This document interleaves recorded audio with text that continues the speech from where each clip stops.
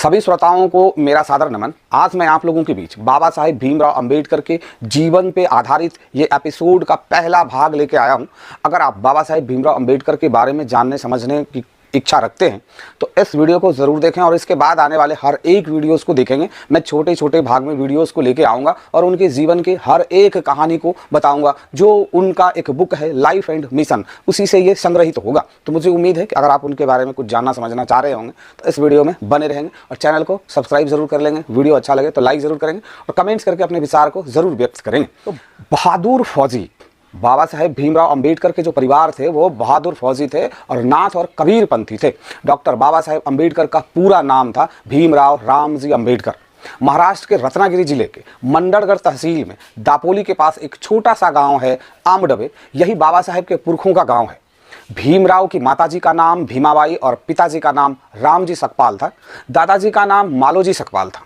सकपाल इनके परिवार के कुल का नाम है जो उनका भूषण व गौरव माना जाता है। वह हिंदू धर्म में अछूत समझी जाने वाली महार जाति से थे। उनके पूर्वज गांव में धार्मिक त्योहारों के समय देवी देवताओं की पालकियां उठाने का काम किया करते थे। बहादुर लेकिन कथित नीची जाति के कारण महारों को अच्छी सरकारी नौकरियां, पुलिस विभाग या इज्जत वाले काम धंधे नहीं मिलते थे। इन्हें रास्तों की सफाई करना, शौचालयों की सफाई करना, जूते बनाना, गांव की चौकीदारी करना, मरे मवेशियों की खाल उतारना, बांस की चीजें बनाना आदि ही समझे जाने वाले काम करने के लिए मजबूर होना पड़ता था। खेत में भी दास व गुलामों की तरह बेगार कराई जाती थी। महारों का कोई जातिगत व्यवसाय नहीं था। खान पान, रहन सहन, वेशभूषा पर भी कई पाबंदियां लगी होती थी। हर ओर अपमान व शोषण के कारण इस बहादुर व बुद्धिमान कौम का जीवन नारकीय व पशुओं से भी बदतर था। इन अछूतों पर हिंदू समाज की ओर से धार्मिक, शैक्षणिक, आर्थिक, सांस्कृतिक और यहाँ तक व्यावसायिक शोषण व अन्याय की अति थी। सवर्ण हिंदुओं को महारों की छाया से भी घृणा थी और पेशवा काल में भी इनकी दशा बहुत दयनीय थी। इन्हें इंसान तो समझा ही नहीं जाता था। गुलामी की बेड़ियां इतनी मजबूती से बंधी हुई थी कि मेहनत कश अछूत समाज बहुत ही लाचार था। बहुत ही दुखी और निठल्ला वर्ग इनकी कमाई पर ऐशो आराम की जिंदगी गुजार रहा था। महार जाति की बस्ती गांव से बाहर की ओर होती थी, जिसे सवर्ण लोग नफरत से महारवाड़ कहते थे। इतिहासकारों का मानना है कि महार महाराष्ट्र के मूल निवासी थे और उन्हीं के नाम पर महार यानी महार प्लस राष्ट्र या महाराष्ट्र का नाम पड़ा। महार शब्द की उत्पत्ति महाअरी से मानी जाती है, यानी बड़ा दुश्मन। इस जाति के लोग मजबूत कदकाठी वाले, रौबीले आवाज, बुद्धिमान व बहादुर लड़ाकू प्रवृत्ति के होते थे। इसी कारण राजा महाराजाओं द्वारा सेना में महारों को प्राथमिकता से रखा जाता। उस समय भारत में आने वाले यूरोपियन लोगों ने बहादुर महारों की पहचान करने में देर नहीं की और ईस्ट इंडिया कंपनी की बॉम्बे आर्मी में महार रेजिमेंट की स्थापना कर भर्ती की गई।